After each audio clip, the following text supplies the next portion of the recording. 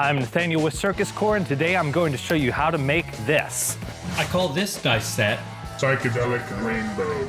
And if you don't want to follow along with this tutorial, feel free to purchase them on my website. This is an intermediate resin tutorial, so while I wouldn't recommend it to beginners, if you don't mind making a mess and having to retry a few times with potentially expensive mistakes, feel free to follow along. You will need a dice mold. You can use just a mold from Amazon, but I wouldn't recommend it. It's much better to get a handmade one.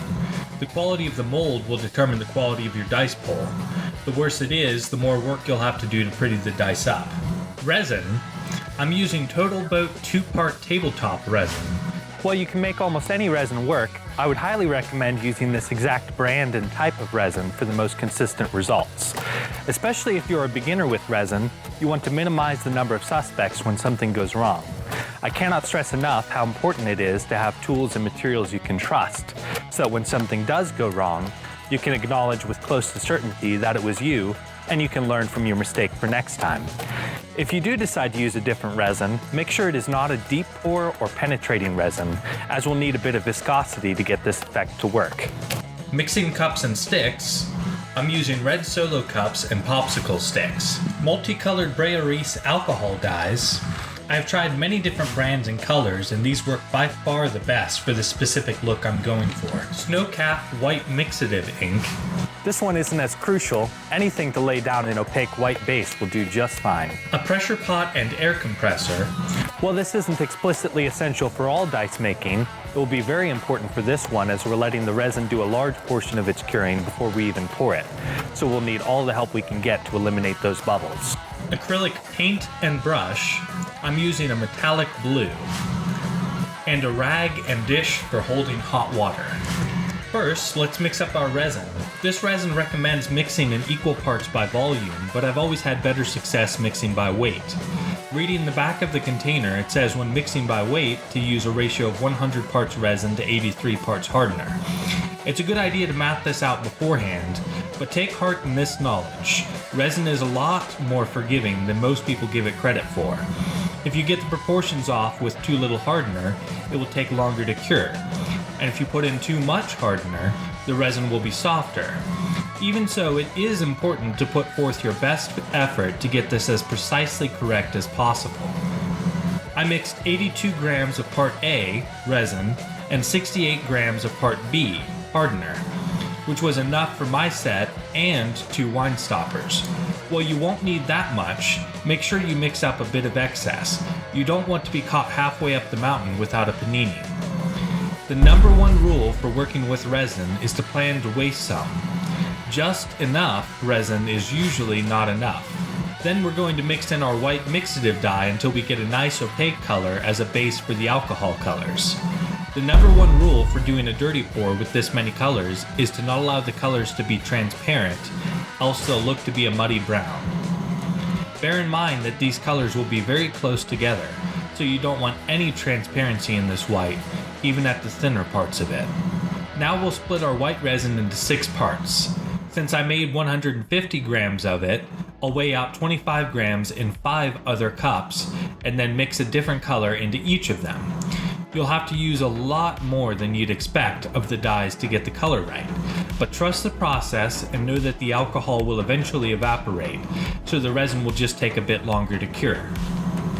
This seems a good time to mention that I was actually trying to recreate my rainbow set here, but the pink and the blue were too subdued. The pink should have been a deeper red to get a proper rainbow, and I should have let there be a bit more blue in the mix.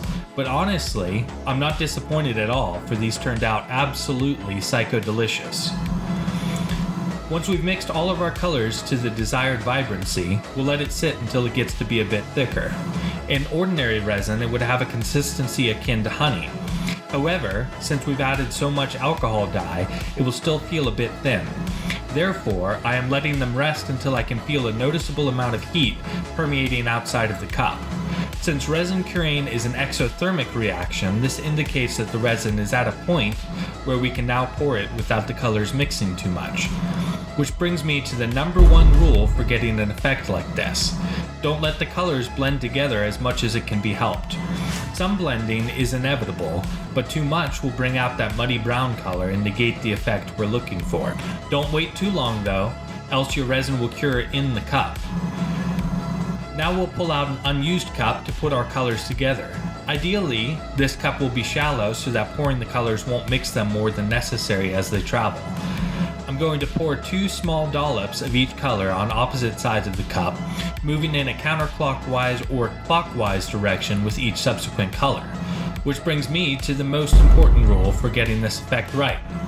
Avoid colors that aren't adjacent on the color wheel from touching each other. I'm pouring in this precise order: pink, orange, yellow, green, blue, and then purple, which falls right before pink, thus resuming the cycle.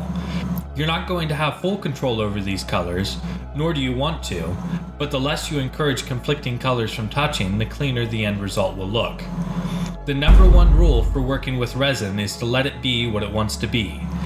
Any control you exert over how it looks should be gentle guidance and not strict expectations. Treating your resin with a laissez-faire mentality will allow it to embody that beautiful natural chaos that is key to this effect. Once we have all of the colors placed gently into our pouring cup, we'll pour gently and slowly into our mold, making sure to pour a bit of excess to ensure there are no voids. I've never liked using mold release for resin. I find it not only unnecessary, but it can even mess up the texture of the dice.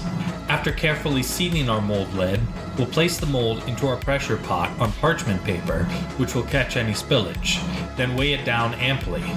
I'm using half a dozen pieces of scrap wood and a candle. I'll screw the pressure pot lid down tightly. I like to spin all of the wing nuts down until they're making contact, and then tighten in a repeating X pattern. Pressurize the pot up to 40 psi. You obviously don't want to pressurize beyond what the pot recommends, but you also don't want to pressurize as high as the pressure was when your mold was made. I did my mold at 50 psi, so I take my dice up to 40 psi. If you do your dice at the same pressure as what your mold was made at, you will be pushing resin into microbubbles in the mold, causing an unfinished look. I'll let this sit for 25 hours and then slowly depressurize. Now we'll demold our dice. Most of the flashing will pull off by hand. However, I did not weigh this mold down quite enough, and so some of the flashing will have to be cut off and sanded. I'm only sanding the sharp edges where the flashing was, not any of the faces. So I will start at 120 grit and work up to the 3rd or 4th zone of paper. Since it's only the edges, getting a perfect polish is not essential. I also had some voids that I'm going to fill in with green resin. Now we'll paint in our numbers. I brush in a generous portion onto a few of the faces and wipe off the excess with a hot rag. Allow those to dry before doing the same with another set of faces. Lastly, once all of the faces fully dry, we'll douse a rag with isopropyl alcohol to clean off any excess paint that we didn't get in the last step. Make sure to clean off the rag with hot water when you are done. If you liked this video, comment below and let us know what you'd like to see a tutorial for next. Also, March 1st, we'll be launching our Patreon. There you can have access to exclusive coupon codes, monthly gifts made by yours truly, tips and feedback on your creations, and you can even vote to select what our next video will be. Be sure to check it out March 1st.